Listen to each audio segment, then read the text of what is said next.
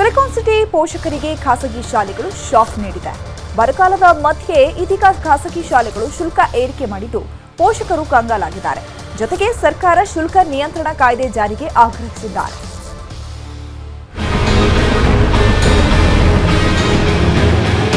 ಶಾಲೆಗಳ ಆರಂಭಕ್ಕೂ ಮೊದಲೇ ಪೋಷಕರಿಗೆ ಬಿಗ್ ಶಾಕ್ ಎದುರಾಗಿದೆ. ರಾಜಧಾನಿಯಲ್ಲಿ ಕೆಲವು ಖಾಸಗಿ ಶಾಲೆಗಳು ಈಗಾಗಲೇ ದಾಖಲಾತಿ ಶುರು ಮಾಡಿದ್ದು 30% ಶುಲ್ಕ ಏರಿಕೆ ಆರೋಪ ಕೇಳಿಬಂದಿದೆ.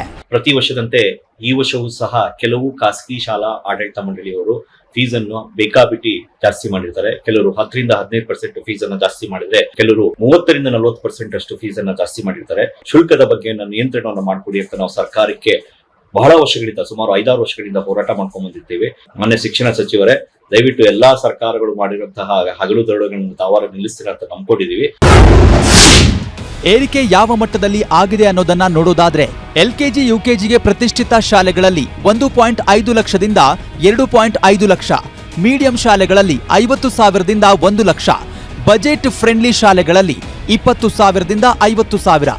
ಇನ್ನು 1ರಿಂದ 5ನೇ ತರಗತಿ ತನಕ ಪ್ರತಿಷ್ಠಿತ ಶಾಲೆಗಳಲ್ಲಿ 1.5 ಲಕ್ಷದಿಂದ 3 ಲಕ್ಷ, ಮೀಡಿಯಂ ಶಾಲೆಗಳಲ್ಲಿ 50,000ದಿಂದ 1 ಲಕ್ಷ, ಬಜೆಟ್ ಫ್ರೆಂಡ್ಲಿ ಶಾಲೆಗಳಲ್ಲಿ 40,000ದಿಂದ 70,000.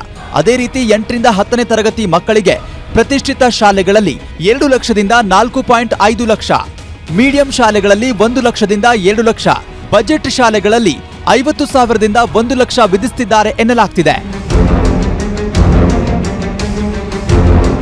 ಕೋವಿಡ್ ನಂತರ ಖಾಸಗಿ ಶಾಲೆಗಳಿಗೆ ಲಗಾಮು ಇಲ್ಲದಂತಾಗಿದೆ. ತಮಗೆ ಇಷ್ಟ ಬಂದಂತೆ ಶುಲ್ಕ ಏರಿಕೆ ಮಾಡ್ತಿದ್ದಾರೆ. ಕ್ಯಾಂಪ್ಸ್ ಸಂಘಟನೆ ಶಾಲೆಗಳಲ್ಲಿ 10-15% ಏರಿಕೆ ಮಾಡಲು ಮುಂದಾಗಿದ್ದಾರೆ. 25-30% ಶುಲ್ಕ ಹೆಚ್ಚಿಸೋದು ಖಂಡಿತ ಒಪ್ಪುವಂತದಲ್ಲ. ಇದನ್ನ ನಾವು ಕೂಡ ಖಂಡಿಸ್ತೇವೆ. ಅಂತ ಪೈಕಿ ಯಾವ್ದಾದ್ರೂ ಶಾಲೆಗಳು ಈ ರೀತಿ ಎಕ್ಸಾರ್ಬಿಟೆಂಟ್ ಆಗಿ ಅಥವಾ ಕಮರ್ಷಿಯಲೈಸ್ ಆಗಿ ಶುಲ್ಕವನ್ನ ಹೆಚ್ಚಿಸೋದು ಕಂಡು ಬಂದ್ರೆ ಆ ಪಾಲಕ್ ಪೋಷಕರು ದೂರುಗಳನ್ನ ದಾಖಲಿಸಬಹುದಾಗಿದೆ. ಆದ್ರೆ ಎಲ್ಲೋ ಒಂದು ಕಡೆ ನಿಯಮಗಳನ್ನ ನಿಯಂತ್ರಣ ಮಾಡತಕ್ಕಂಥದ್ದು ಮಾತ್ರ ಅಧಿಕಾರ ಒಂದು ಶಿಕ್ಷಣ ಇಲಾಖೆಗಿರುತ್ತೆ. ಈ ವರ್ಷ ಯಾವುದೇ ಶುಲ್ಕ ಏರಿಕೆ ಬೇಡವೇ ಬೇಡ ಅಂತಿದ್ದಾರೆ ಪೋಷಕರು. ಸರ್ಕಾರ ಮಧ್ಯಪ್ರವೇಶ ಮಾಡಬೇಕು, ಇಲ್ಲದಿದ್ರೆ ಉಗ್ರ ಹೋರಾಟದ ಎಚ್ಚರಿಕೆ ಕೊಟ್ಟಿದ್ದಾರೆ. ರಂಜನ್ ಶಿರ್ಲಾಲ್, ನ್ಯೂಸ್ 18. ರಾಜ್ಯದಲ್ಲಿ 108 ಆಂಬ್ಯುಲೆನ್ಸ್ನಲ್ಲಿ ವ್ಯತ್ಯಯವಾಗುವ ಎಲ್ಲ ಲಕ್ಷಣಗಳು ಗೋಚರಿಸ್ತಾ ಇದೆ. ಆಂಬ್ಯುಲೆನ್ಸ್ ಚಾಲಕರಿಗೆ ಕಳೆದ 4 ತಿಂಗಳಿನಿಂದ ಸಂಬಳ ನೀಡಿಲ್ವಂತೆ. ಹೀಗಾಗಿ ಆರೋಗ್ಯ ಇಲಾಖೆ GVK ಕಂಪನಿಗೆ ಡೆಡ್ಲೈನ್ ನೀಡಿರೋ ಆಂಬ್ಯುಲೆನ್ಸ್ ಚಾಲಕರ ಸಂಘಟನೆಗಳು ಈಗ ಟೈಮ್ ಬೀಯಿಂಗ್ ಅನ್ನ ಕೊಟ್ಟಿದೆ. ಸೋಮವಾರದಿಂದ ಸಾಮೂಹಿಕ ರಜೆ ಹಾಕುವುದಾಗಿ ಈಗ ಆಂಬ್ಯುಲೆನ್ಸ್ ಚಾಲಕರು ಎಚ್ಚರಿಕೆಯನ್ನ ಕೊಟ್ಟಿದ್ದಾರೆ. ಕಳೆದ 4 ತಿಂಗಳಿಂದ 108 ಆಂಬ್ಯುಲೆನ್ಸ್ ನ ಸಿಬ್ಬಂದಿಗಳಿಗೆ, ಎಸ್ಪೆಷಲಿ ಅದರಲ್ಲೂ ಕೂಡ ಡ್ರೈವರ್ಗೆ ವೇತನ ಆಗ್ತಾ ಇಲ್ಲ. ಸಭೆಯನ್ನ ನಡೆಸಿದ್ರು. ಸಭೆಯಲ್ಲಿ ಯಾವ ರೀತಿಯಾದಂತಹ ನಿರ್ಧಾರವನ್ನ ಕೈಗೊಂಡಿದ್ದಾರೆ, ಬನ್ನಿ ಅವ್ರನ್ನೇ ಮಾತಾಡ್ಸೋಣ. ಅವ್ರು ಏನ್ ಹೇಳ್ತಾರೆ ಅಂತ ಹೇಳಿ. ಸರ್, ಸಭೆ ಆಯ್ತು, 3 ಸಂಘಗಳು ಏನಂತ ನಿರ್ಧಾರ ತಗೊಂಡ್ರಿ? ಇವತ್ತು ಮಾನ್ಯ ಆರೋಗ್ಯ ಸಚಿವರನ್ನ ಮೀಟ್ ಆಗಿ ಬೆಳಗ್ಗೆ ನಮಗೆ ಆಗ್ತಕ್ಕಿರ್ತಕ್ಕಂಥ ತೊಂದರೆ ಬಗ್ಗೆ ಅವರು ಗಮನಕ್ಕೆ ತಂದಿವಿ.